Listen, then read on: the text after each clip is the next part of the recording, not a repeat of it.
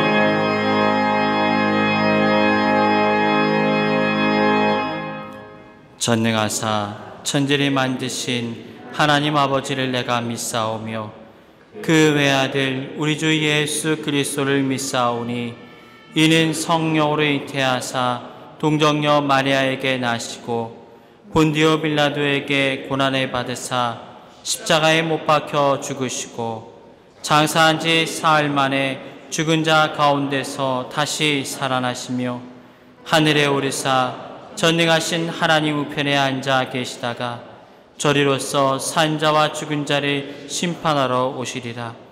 성령을 믿사오며 거룩한 공예와 성도가 서로 교통하는 것과 죄를 사하여 주시는 것과 몸이 다시 사는 것과 영원히 사는 것을 믿사옵나이다. 아멘.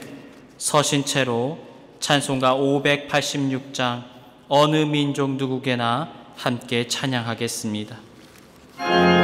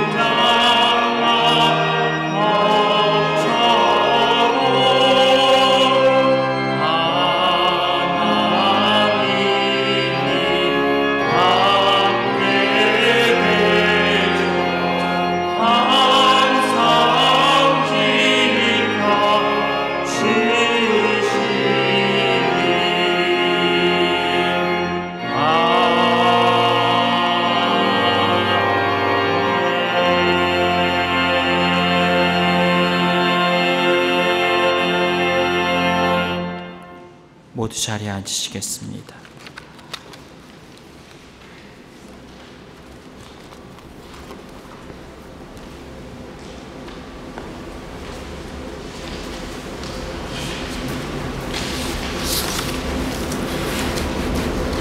우리 늘푸른교회 예배를 드리는 성도님들을 주님의 이름으로 축복합니다. 그리고 혹시 처음 예배에 참여하셔서 등록을 원하시는 분은 새가족 담당자에게 말씀해 주시면 감사하겠습니다. 그리고 예배 후에 바로 가지 마시고 식사교제에 함께 참여하셔서 풍성한 교제와 나눔을 가지시기 바랍니다. 현재 우리의 식사 섬김은 오병이어 식사 섬김으로 진행을 하고 있습니다. 작은 아이의 마음으로 식사를 준비하시는 성도님들을 축복합니다. 그리고 오늘 식사 후 정리와 설거지는 제2목장을 중심으로 하여 주시면 감사하겠습니다. 그러나 인원이 적으니까요, 다 같이 합심해서 정리하시면 좋을 것 같습니다. 우리 늘푸른교회는 목장교회입니다. 대그룹 예배와 소그룹 목장으로 운영이 되고 있습니다. 목장 모임에 적극 참여하셔서 풍성한 은혜를 나누시기 바라겠습니다. 새벽 예배 안내 드립니다. 매주 화요일과 금요일은 6시 30분에 교육관에서 현장 예배로 예배가 드려지고 있습니다. 그리고 수요일과 토요일은 각자에 계신 처소에서 예배를 드리시면 되겠습니다. 그리고 주일 예배 시에 조금 일찍 나오셔서 교회와 가정 그리고 자신을 위하여 기도해 주시기 바랍니다. 예배는 16시가 아니고 15시 50분에 시작합니다. 우리의 중심을 받으시는 하나님 앞에 예배를 올려드리시기 바라겠습니다. 그리고 혹시 주보 광고 관련하여서 각 부서와 목장에 관련된 광고와 공지사항 등이 있으시면 알려주시기 바라겠습니다. 그리고 우리 교인 근황 및 기도 제목으로 함께 중보기도 부탁드립니다. 기도의 제목은 자세하게 주보에 기재가 되어 있습니다. 그리고 현재 공동체 성경 읽기를 진행하고 있습니다. 1년 1독을 목표로 매일 30분씩 성경을 읽고 있습니다. 그리고 열심히 꾸준히 성경을 읽고 계신 걸로 알고 있는데요. 지금 현재 68% 정도, 거의 70% 정도 진행 상태입니다. 그리고 포기하지 마시고 끝까지 함께 성경 읽기에 동참해 주시기 바랍니다. 그리고 혹시 성경 읽기에 궁금한 분이 계시면 목회자에게 문의해 주시면 감사하겠습니다. 2025년 유럽교회 연합 여름 성경학교를 은혜 가운데 잘 마쳤습니다. 함께 기도해 주시고 섬겨주신 모든 분들께 감사드립니다. 2단을 경계하시기 바랍니다.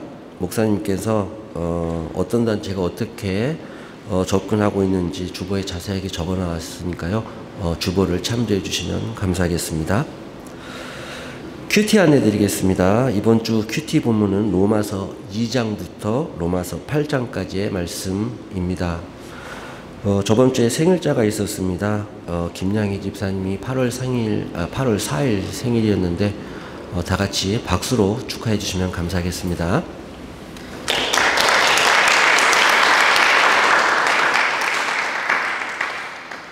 지금 이 시간은 예배를 위하여, 나 자신을 위하여, 그리고 우리 교회를 위하여 함께 기도하는 시간을 가지도록 하시겠습니다.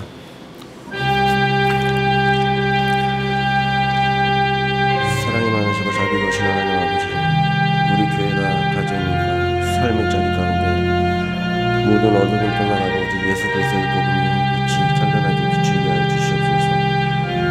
세속의 가치 아니함을 벗어던지고 오직 주님의 영원한 우리의 삶에 찬란하게 빛나게 하소서.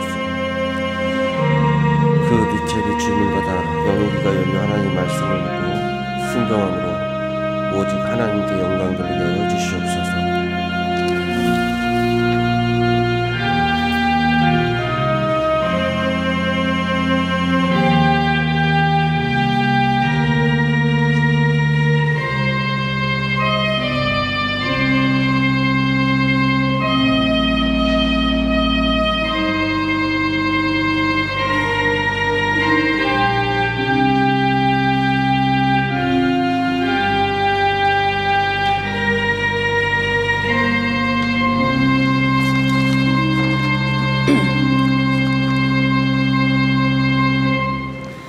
사랑의 하나님, 오늘 이 거룩한 주일 저희가 주님의 이름 앞에 한마음으로 모여 예배드리게 하심을 감사드립니다. 세상의 소란과 분주함 속에서도 이 시간만큼은 온전히 주님께 집중하며 마음을 드리게 하여 주시옵소서. 하나님, 저희는 연약한 존재임을 고백합니다. 때로는 세상의 유혹과 시험에 넘어지고 주님의 뜻에서 멀어질 때도 있습니다. 그럼에도 불구하고 주님의 끝없는 사랑과 자비로 저희를 다시 일으켜 주시고 세우시니 감사와 찬양을 올려드립니다. 이 예배 가운데 말씀으로 저희를 새롭게 하시고 성령님께서 진리의 빛으로 저희의 삶을 밝히사 믿음과 소망을 굳건히 세워 나가게 하여 주시옵소서. 특별히 주님의 찬양과 영광을 위해 헌신하는 성가대와 찬양대를 기억하며 축복하여 주시옵소서. 찬양을 통해 하나님의 이름이 높임받게 하여 주시옵소서. 헌신의 귀한 열매로 맺히도록 인도하여 주시고 그들을 통해 교회가 더욱더 하나 되어 주님을 섬기게 하여 주시옵소서. 또한 주님의 교회를 섬기며 헌신하는 모든 봉사자에게 그들의 마음과 몸에 주님의 평강과 힘을 더하여 주시옵소서. 특별히 저희 목사님을 위해 기도합니다.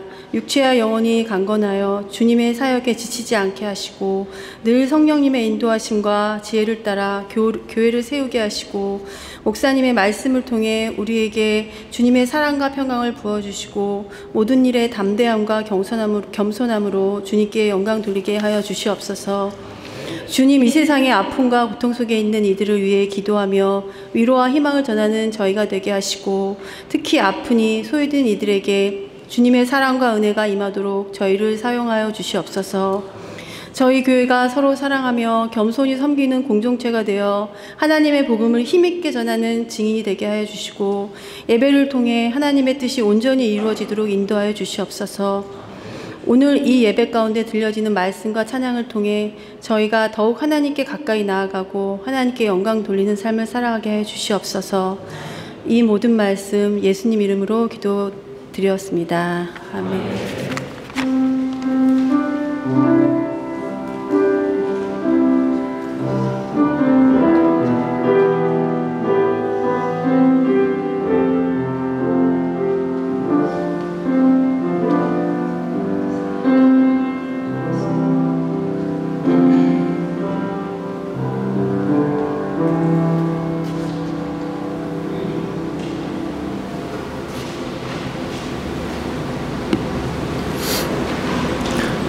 사랑과 은혜가 풍성하신 하나님 아버지, 오늘 우리가 정성껏 준비한 예물을 주님께 드립니다. 우리의 마음과 삶이 이 예물과 함께 주님께 온전히 드려지길 원합니다. 우리의 손이 닿는 모든 일과 발걸음이 주님의 영광을 나타내게 하시고 이 예물이 주님의 뜻을 이루고 복음을 전하며 이웃을 섬기는 일에 사용되게 해주세요. 주님의 교회와 성도들에게 하늘의 평강과 은혜를 더해주세요. 모든 것이 주님께로부터 왔음을 고백하며 감사드리며 예수님의 이름으로 기도드립니다. 아멘.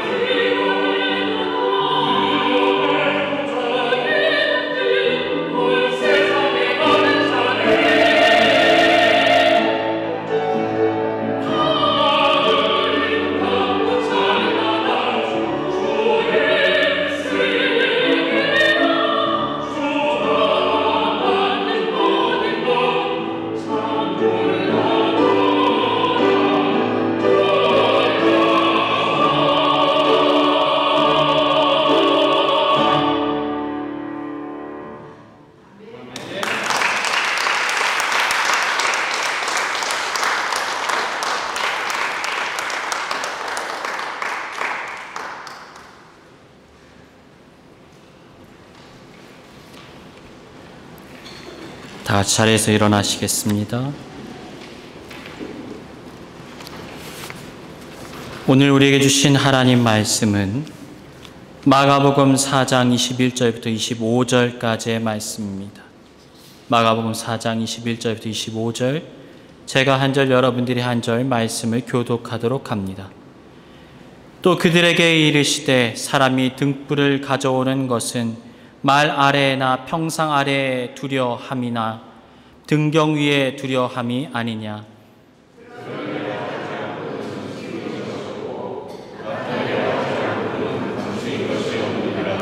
들을 귀 있는 자는 들으라.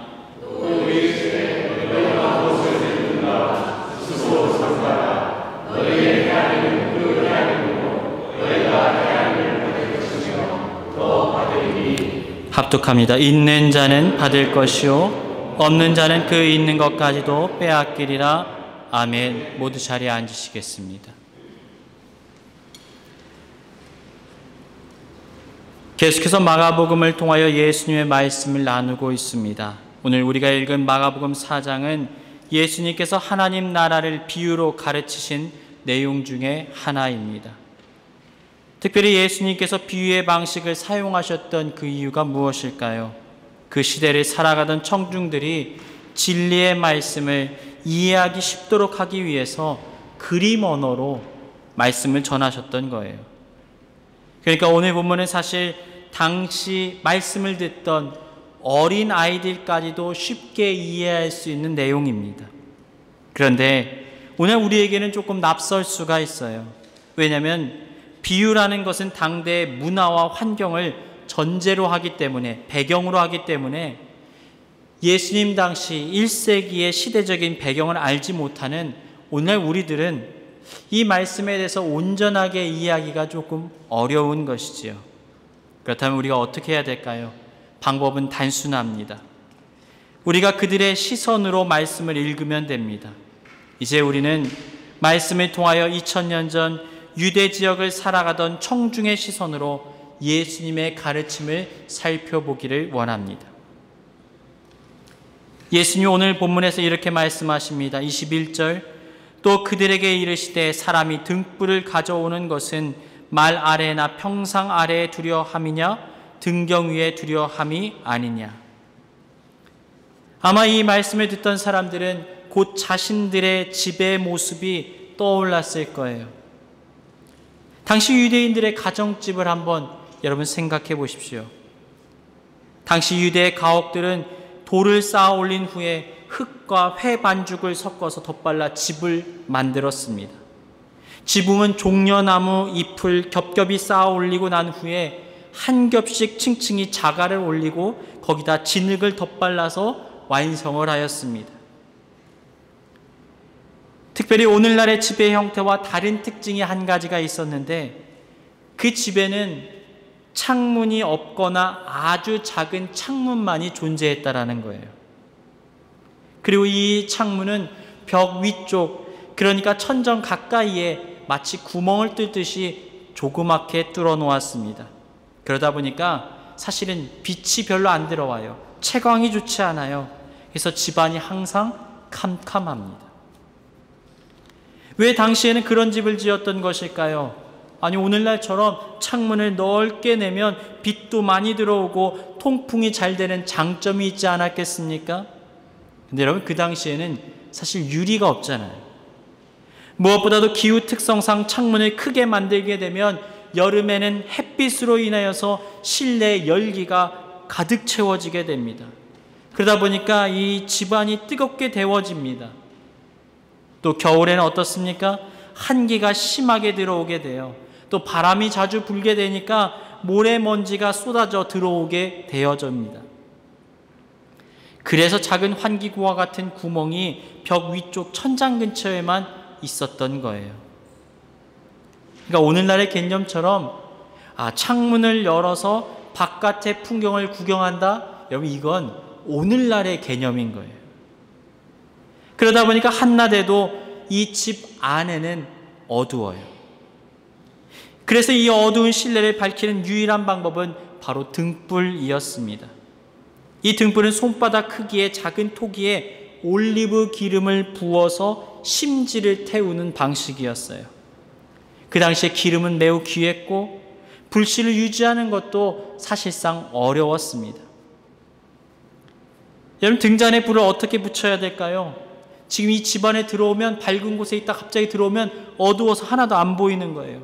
그래서 일반적으로는 밝은 집 바깥에서 불을 붙여서 그것을 가지고 안으로 들어오는 거예요. 누군가 등잔에 불을 켜서 들어오게 되면 그 빛을 중심으로 해서 사람들이 모여듭니다. 이제 무엇이 어디 있는지 눈에 보이기 시작해요. 사람들의 얼굴도 보입니다. 그리고 이제는 집안의 물건 때문에 걸려 넘어지거나 엉뚱한 벽을 짚고 다닐 필요가 없게 됩니다. 여러분, 이 등불은 어디다 두어야 될까요? 그러니까 곡식을 담는 커다란 바구니 안에 담아두겠습니까? 아니면 잠을 자는 평상 아래에 넣어두겠습니까? 당연하게도 이 등불은 집안 높은 곳 등경 위에 올려두었습니다. 왜 그렇습니까? 그래야 불이 꺼지지 않을 수가 있을 뿐만 아니라 빛이 많은 공간으로 비추어질 수가 있기 때문이지요. 이제 사람들은 그 빛 아래에서 음식을 나누고 대화를 나누고 평안한 밤을 보내게 됩니다. 여러분, 예수님의 비유는 너무나 상식적이고 일반적이에요. 그런데 여기에는 깊은 신학적인 영적인 메시지가 담겨져 있습니다. 예수님께서는 바로 이 집안의 등불을 비유로 해서 하나님 나라를 우리에게 가르쳐 주셨던 거예요. 자, 그렇다면 먼저 여러분, 등불은 무엇일까요? 등불. 이 빛은 무엇을 상징하는 것일까요? 여러분, 원어를 살펴보니까 정관사를 사용해서 루이시니아, 그러니까 어떤 등불, 이 등불, 저 등불이 아니라 그 등불이라고 지목하고 계세요.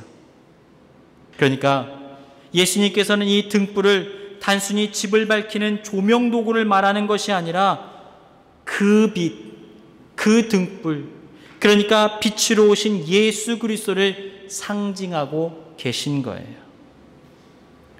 여러분, 우리가 성경을 쭉 읽다 보면요, 일관되게 빛으로 오신 예수님에 대해서 성경이 말합니다.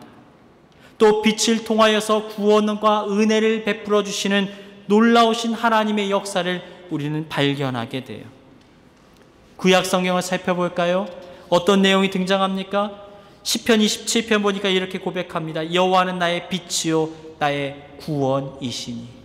그러니까 하나님께서 우리 가운데 은혜를 베풀어 주시고 소망되어 주시는 것을 가리켜서 빛이 비추였다라고 말하고 있는 거예요. 시편 119편 105절도 이렇게 말합니다. 주의 말씀은 내 발의 등이요 내 길의 빛이니이다. 그게 뭐예요? 우리의 삶의 인생의 앞길을 친히 이끄시고 인도하시는 하나님에 대해서 빛으로 표현하고 있는 것입니다. 또 이스라엘 백성들을 한번 떠올려 보세요. 그들이 애굽에서 떠나와서 이제 약속의 땅 가나안을 향하여 다름질쳐 나아갑니다. 그런데 그 광야를 지나가게 되었을 때 하나님께서 이스라엘 백성들을 친히 돌보아 주십니다. 구름 기둥과 불 기둥으로 앞서 가시면서 그들의 삶을 친히 인도하여 주셨던 거예요.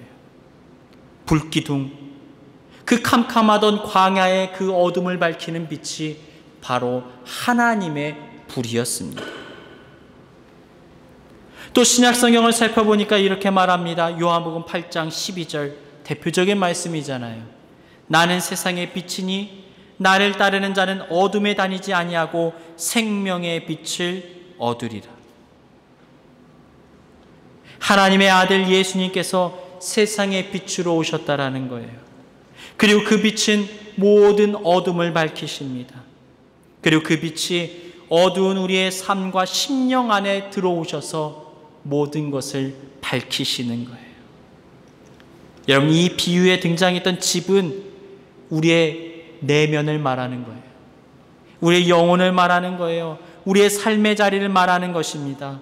그런데 그 집의 안이 어떻다고요? 컴컴하고 어둠으로 가득 차 있었다라는 거예요. 여러분, 우리의 삶이 사실은 어둠에 잠겨 있다라는 것을 성경이 비유적으로 표현하는 거예요. 죄와 죽음, 고통과 두려움, 염려와 근심이 여전히 우리의 내면 가운데 자리하고 있습니다. 여러분 한번 생각해 보세요. 우리가 겉으로 보기에는 굉장히 평안해 보이잖아요. 아무런 문제가 없는 것 같잖아요. 저 사람은 항상 얼굴이 밝아. 그런데 여러분 한번 생각해 보세요. 양지가 있으면 음지가 있는 것처럼 우리 안에는 보이지 않게 내 안에 어둠이 드리워져 있어요. 여전히 해결되지 않은 문제의 상황들이 우리 안에 괴로움과 두려움으로 찾아올 때가 있어요. 때로는 미래에 대한 불확실성이 우리를 옥죄일 때도 있어요. 여러분, 이게 어둠이에요. 이 어둠을 어떻게 우리가 벗어날 수 있습니까? 어떻게 이 모든 것들을 헤쳐나올 수 있습니까? 어둠을 어떻게 물리칠까요? 어둠아 떠나가라. 여러분, 그렇다고 떠나가는 게 아니에요. 빛이 들어오면 자연스럽게 어둠은 물러나게 되어 있습니다. 여러분, 그래서 예수님께서 진리의 빛으로 우리 안에 들어오실 때 우리 안에 있는 모든 두려움과 불안함과 염려와 근심은 떠나가고 하나님의 평강을 누리며 이 땅을 살아갈 수 있게 되어지는 거예요. 빛으로 오신 예수님이 우리 안에 찾아오시면 내 삶의 어둠이 더 이상 그 자리를 지킬 수가 없게 되어지는 것입니다. 여러분, 이게 바로 복음의 본질이에요. 사랑하는 여러분, 빛 대신 주님을 우리 안에 모셔드리시길 주님의 이름으로 축복합니다. 그렇다면 이 비유에 등장하는 집안의 말과 평상은 무엇을 의미할까요? 예수님 말씀하시잖아요. 그 빛을 가지고 안에 들어오면 말 아래 두거나 평상 안에 두지 않는다. 그럴 수가 없다라는 거예요. 그리고 등경 위에 둔다라는 거예요. 그게 도대체 뭘까요? 말. 어떤 분들은 이 말씀을 읽는데 이렇게 생각해요. 이거 말이라는 건 진짜 가축을 말하는 건가? 여러분 생각해 보세요. 갑자기 집안에 왜 말이 등장합니까? 근데 우리는 이 말씀을 제대로 이해하지 못하고 지금까지 그렇게 이해하고 해석해 왔는지도 몰라요. 근데 원어를 살펴보니까 여기에 등장하는 말은 타고 다니는 말이 아니라 모디오스, 그래서 곡식을 담는 계량 그릇을 말합니다. 대략 9리터 정도가 되는 큰 계량 그릇을 말해요. 등불을 말 아래 둔다라는 것은 복음의 가치를 세속의 가치, 물질의 가치보다 아래에 두지 말라라고 경고하시는 메시지예요. 여러분, 1세기 유대 농가에서 곡식은 단순히 식량이 아니었습니다. 이건 생계였고 재산의 기준이었어요. 물론 이 유통이 되는 돈이 있어요.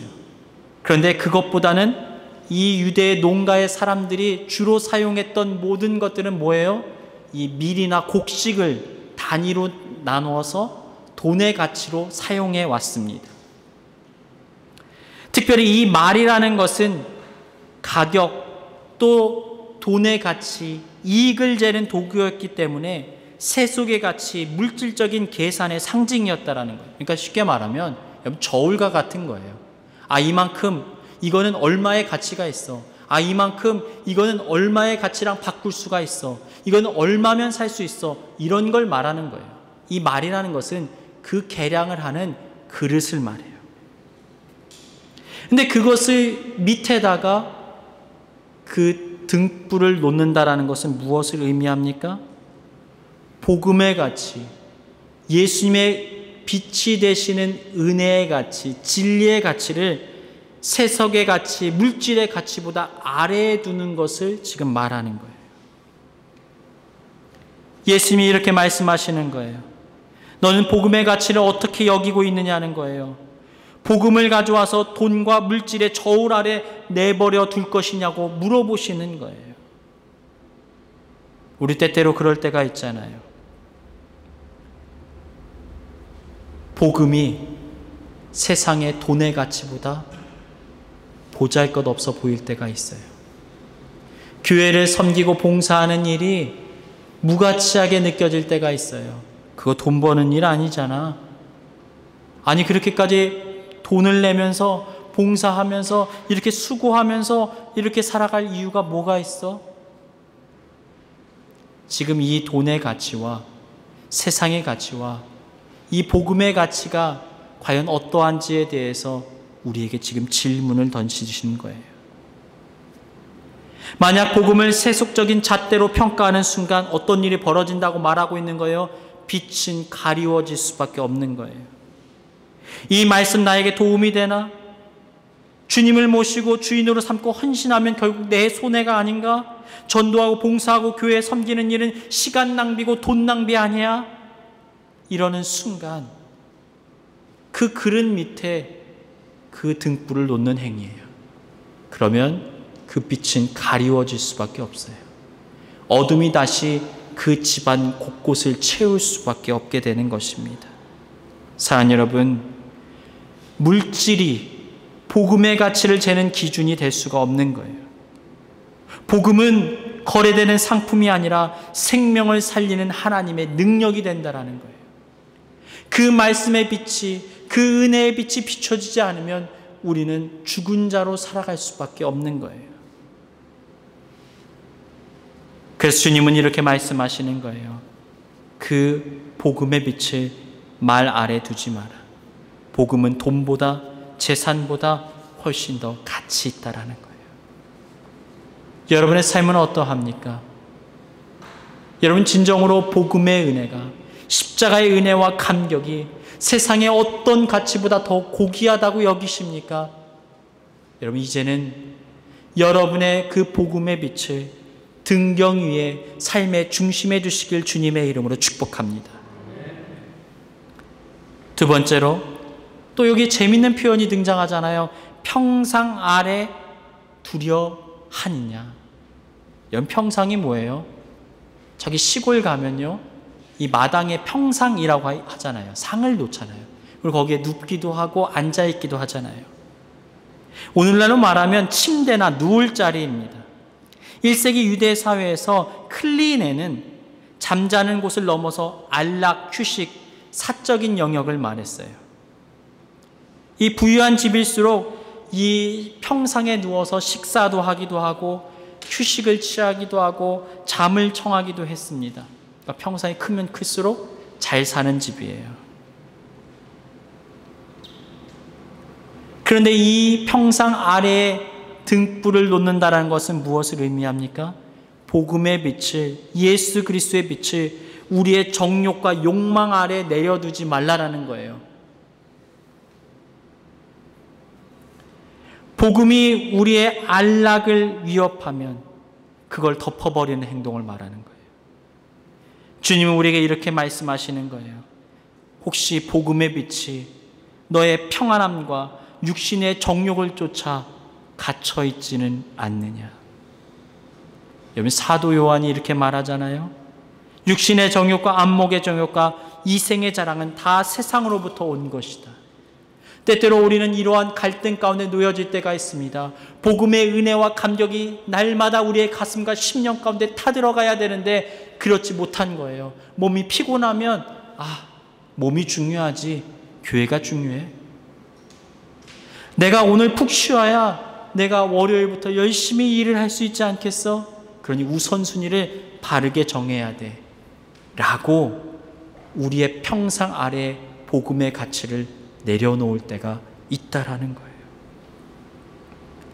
그런데 여러분 정말 그러합니까? 주님의 생명이 그렇게 무가치합니까? 우리를 위하여 물과 피를 다 쏟으신 십자가의 생명, 그 은혜와 감격이 고작 우리의 육체의 연약함에 매여 있을 그런 무가치한 것입니까? 여러분 그렇지 않다라는 거예요. 복음을 온전히 받아들이고 복음의 빛이 비춰진 자들은 그러한 삶을 살아갈 수 없노라고 말하고 있는 거예요.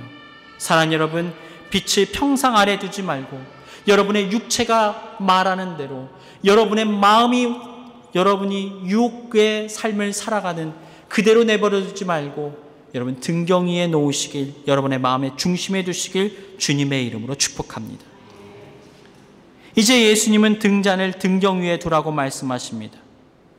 이 집안에서 가장 높은 곳이에요. 복음의 빛을 가장 높은 가치로 삼으라는 것입니다.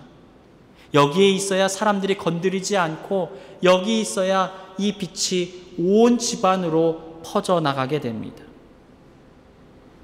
어떤 세상의 가치보다도 더 소중하게 복음을 받아들이고 예수 그리스도를 우리의 삶의 진정한 가치로 삼으라는 거예요.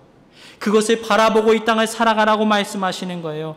그때 하나님의 빛이 우리의 어둠을 밝히고 하나님의 은혜의 역사를 경험하게 된다라는 거예요. 우리는 때때로 이렇게 질문할 때가 있어요. 왜 하나님은 나에게 은혜를 안 주시나? 왜 하나님은 나의 어둠을 밝혀주지 않으시는 것인가? 그렇게 질문하면서도 어떻게 해요? 등경이에 등불을 놓는 게 아니라 다른 곳에 등불을 감추어 놓아요. 그리고 말하는 거예요. 왜 내 어둠은 여전히 비춰지지 않는가? 왜 내 삶은 은혜로 충만하게 채워져 있지 않는가? 여러분, 지금 이렇게 우리가 행동하고 있지 않은지 스스로를 돌아볼 수 있어야 돼요. 이 빛은 어둠 자체를 물리치고 죽음의 권세를 깨트리고 영원한 생명을 주는 빛입니다. 우리의 어둠을 밝히고 우리 가운데 찬란한 은혜와 영광을 비추어 주시는 그 빛이에요. 그 빛이 우리의 삶에 충만하게 채워져 있을 때 우리는 평안과 자유함을 누리고 이 땅을 살아갈 힘과 능력을 얻게 되어지는 것입니다. 이 말씀을 듣던 일제기 유대기 사람들도 이 등경이에 드는 등불의 의미를 잘 알고 있었을 거예요. 여러분, 빛이 없는 집은 불편한 것이 아니라 생존의 위협까지도 겪게 됩니다. 어둠 속에서는 넘어지고 다치고 가족의 안전마저도 위협받을 수밖에 없는 거예요. 복음의 빛이 드러나지 않는다면 사람들은 영적인 어둠 속에서 방황하다가 결국은 멸망에 이를 수밖에 없는 것입니다. 그래서 예수님은 이 비유를 통하여서 오늘날 우리에게도 이렇게 질문하시는 거예요. 너는 복음의 가치를 어디다 두고 있느냐? 너는 예수님을 너의 마음속에 모셔드리고 있느냐? 다른 세상의 가치보다도 더 고귀하고 소중하게 그 빛을 너는 보존하고 있느냐? 사랑하는 여러분 정말 물질의 가치보다 예수 그리스도를 더 소중하게 여기십니까? 여러분의 건강보다 예수 그리스도를 더 소중하게 여기십니까? 성경은 이렇게 말씀합니다. 요한복음 8장 12절. 나는 세상의 빛이니 나를 따르는 자는 어둠에 다니지 아니하고 생명의 빛을 얻으리라. 에베소 5장 8절부터 9절. 너희가 전에는 어둠이더니 이제는 주 안에서 빛이라. 빛의 자녀들처럼 행하라. 빛의 열매는 모든 착함과 의로움과 진실함에 있느니라. 여러분, 이러한 복음의 빛이 여러분의 삶에 찾아오길 주님의 이름으로 축복합니다. 여러분, 그 빛이 우리 안에 들어오면 어떤 역사가 일어나게 될까요? 어떤 일이 일어나게 되는 것일까요? 우리의 삶에 하나님의 영광이 자연스럽게 드러날 수밖에 없어요. 믿지 않는 자들이 벌써 아는 거예요. 어두웠던 집안이 밝혀지는 것뿐만 아니라 그 안에 빛이 비춰지는 순간 밖에서도 그 빛을 발견할 수 있게 되어지는 거예요. 22절은 이렇게 말합니다. 드러내려 하지 않고는 숨긴 것이 없고 나타내려 하지 않고는 감추인 것이 없느니라. 하나님 나라의 본질에 대해서 이렇게 설명하신 거예요. 복음은 반드시 드러난다라는 거예요. 주님이 내 안에 계시면 내가 말하지 않아도 설명하지 않아도 누군가가 나를 보면 아, 그 안에 뭔가 다른 역사가 일어났다는 걸 깨닫게 된다라는 거예요. 처음에는 감추어진 것 같아요. 내가 예수님 믿는다고 굳이 말하지 않아도 나의 표정과 행동, 삶의 자리 속에서 예수님의 영광이 드러날 수밖에 없다라는 거예요.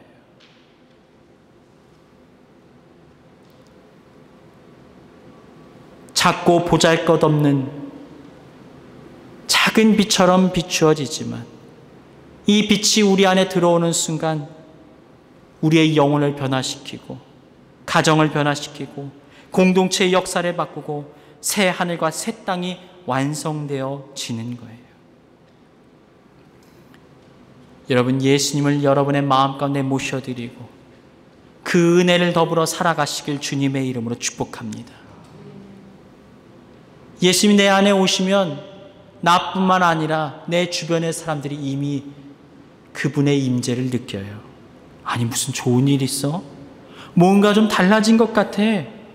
아니, 어떻게 이렇게 일이 잘 되고 형통할 수가 있어? 왜 그래요? 주님의 은혜가 충만하게 임하게 되니까 믿지 않는 자들까지도 하나님의 역사하심을 느끼게 되어지는 거예요. 이러한 은혜를 어떻게 누리며 살아갈 수가 있을까요? 오늘 본문 23절은 이렇게 말합니다. 들을 귀 있는 자는 들으라. 하나님의 말씀이 선포되어질 때, 그 말씀을 우리 안에 받아들이게 될 때 그러한 은혜의 역사가 시작된다라고 성경은 말하고 있어요. 귀가 있다고 해서 말씀이 다 들려지는 것이 아닙니다. 말씀을 사모하고 말씀을 깨닫기 위하여서 간절히 원해야 돼요. 그 말씀이 우리 안에 비추어질 때 우리 안에 예수님께서 찾아오셔서 은혜의 빛으로, 진리의 빛으로, 영광의 빛으로 우리의 삶을 밝히 비추어 주실 수가 있는 거예요. 사랑하는 여러분, 오늘 여러분은 무엇을 듣고 있으십니까? 혹시 세상의 끊임없는 소음들에 여러분의 관심을 기울이고 있지는 않습니까? 이제 우리는 선택해야 돼요. 복음을 들을 것인가? 하나님의 말씀을 들을 것인가? 아니면 세상의 의미 없는 이야기들에 우리의 관심을 기울일 것인가? 무엇을 듣느냐에 따라서 우리의 영혼의 방향이 결정될 수밖에 없는 거예요.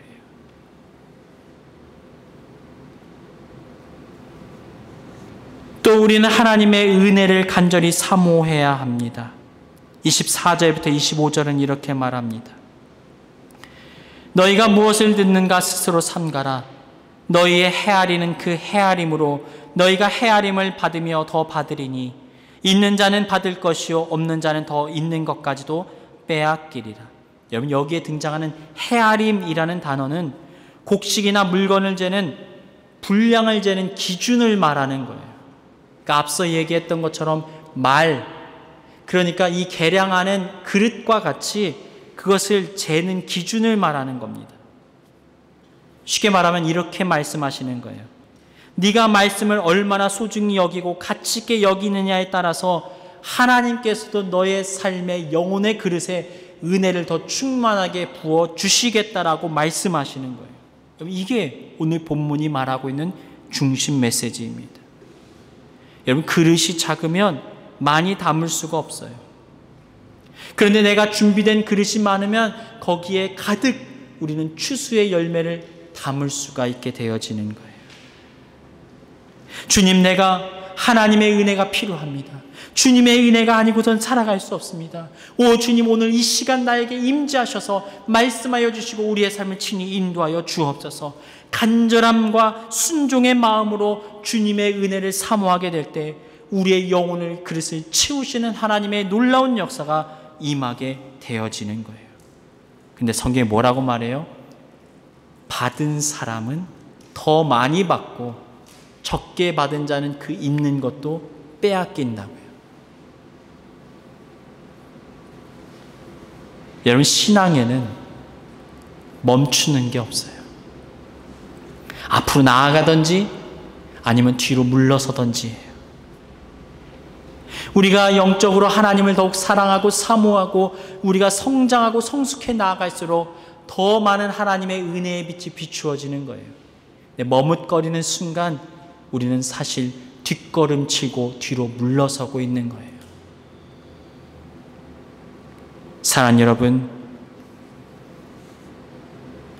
이제 여러분의 삶에 은혜의 빛이 비추어지길 주님의 이름으로 축복합니다. 진리의 빛 되신 예수 그리스도, 그분을 온전히 여러분의 마음의 중심으로 모시고 삶을 살아가시길 주님의 이름으로 축복합니다. 사랑하는 여러분, 우리의 등불이 지금 어디에 있습니까? 혹시 물질의 그릇, 세속의 저울 아래 덮여 있지는 않습니까? 혹시 내 안락과 편안함, 세상의 즐거움 아래 그 은혜의 빛을 감추어 놓고 있지는 않습니까? 주님은 오늘 우리에게 이렇게 말씀하십니다. 빛을 둥경이에 놓으라고, 그리고 모든 어둠이 물러가도록 하라고, 생명의 빛으로 이 세상을 밝히 비추라고 우리에게 말씀하십니다. 어둠은 결코 빛을 이길 수가 없는 거예요. 혹시 여러분의 마음 가운데 여전히 어둠이 드리워져 있다면, 내가 어찌할 수 없는 영혼의 깊은 밤을 보내고 있다면, 이제는 진리 대신 예수 그리스도의 빛을 우리 안에 모셔드리고 그 은혜를 살아가는 저와 여러분의 삶이 되시길 주님의 이름으로 축원합니다. 다 같이 기도하겠습니다.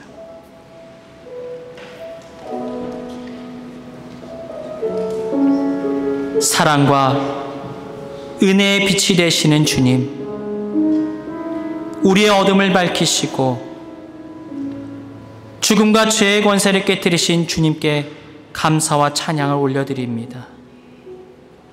이제는 우리의 삶이 세상의 가치 아래, 육신의 안락 아래 복음을 가두지 않게 하여 주옵소서. 등불을 등경이에 두듯 주님의 빛을 우리의 삶의 중심에 놓고 살게 하여 주옵소서. 우리의 가정과 일터와 모든 관계 속에 주님의 은혜의 빛이 비추어지게 하여 주셔서 주님의 영광과 주님의 은혜와 주님의 사랑이 드러나게 하여 주옵소서. 어둠이 깊어질수록 하나님의 은혜의 말씀을 사랑하게 하시고 은혜를 사모하는 그릇을 크게 하여 주옵소서. 세상이 감당 못할 거룩한 빛의 자녀로 이 땅을 살게 하여 주옵소서. 예수님의 이름으로 기도합니다. 아멘. 이 시간 다 같이 자리에서 일어나셔서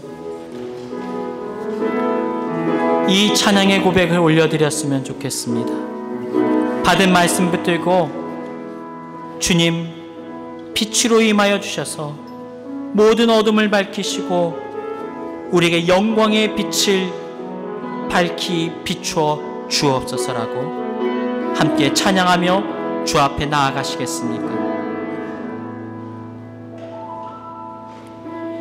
빛 대신 주 어둠 가운데 비추사 내 눈 보게 하소서. 예배하는 선한 마음 주시고 산 소망이 되시네. 다시 한번 찬양합시다. 빛 대신 주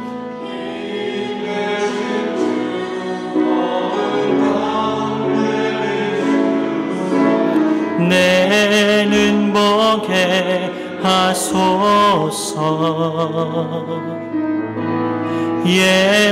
예배하는 선한 마음 주시고 산 소망이 되시네. 나 주를 경배하리. 나 주를 경배하리.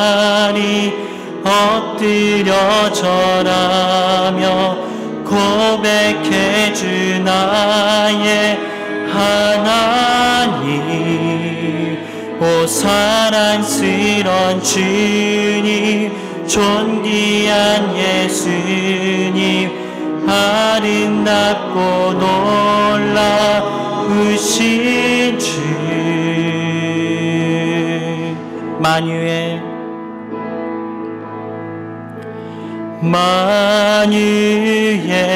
높임을 받으소서. 영광 중에 계신 주, 겸손하게 이 땅에 임하신 주 높여 찬양하리라. 나 주를 경배하리. 나 주를 경배하리. 엎드려 절하며 고백해 주 나의 하나님. 오 사랑스런 주님, 존귀한 예수님, 아름답고 놀라우신 주, 나 주를 경배하리, 나 주를 경배하리. 엎드려 절하며 고백해 주 나의 하나님. 오 사랑스런 주님, 존귀한 예수님, 아름답고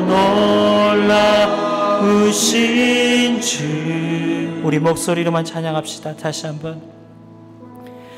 빛 되신 주, 어둠 가운데 비추사 내 눈 보게 하소서.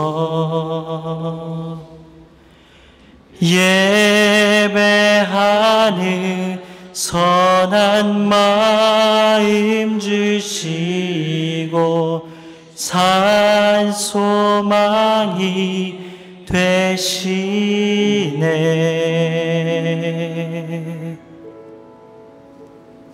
이제는 우리 구주 예수 그리스도의 크고 깊은 은혜와 아버지 하나님의 한없으신 사랑하심과 보혜사 성령님의 우리와 늘 함께하심의 은혜가 오직 예수 그리스도의 복음이 빛이 찬란하게 비추어짐으로 우리의 교회와 가정과 삶의 자리에 모든 어둠은 떠나가고 오직 하나님의 영광만이 비추어지기를 소망하는 여기 모인 주님의 자녀들 가운데 이제로부터 영원까지 함께 하시기를 간절히 축원하옵나이다. 아멘.